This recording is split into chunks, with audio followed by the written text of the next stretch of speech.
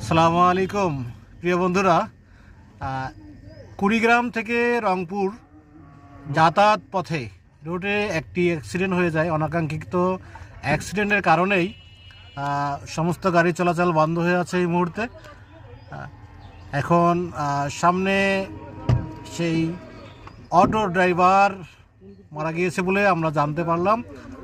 এমতো অবস্থায় উত্তেজিত জনতা, তারা পুরো রাস্তা ব্যারিকেড দিয়েছে, কোনো গাড়ি যাতায়াত করছে না এই মুহূর্তে। আমরা গাড়িতে আছি, দেখতেই পাচ্ছেন যে জনতা কিভাবে ভিড় করে আছে। বাসগুলার ডান সাইডে দেখা যাচ্ছে।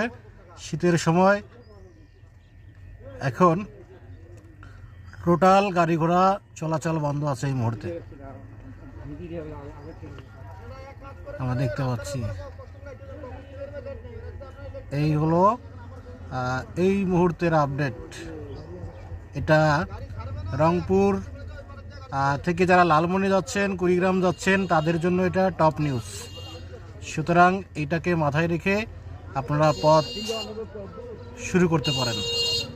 ধন্যবাদ সকলকে।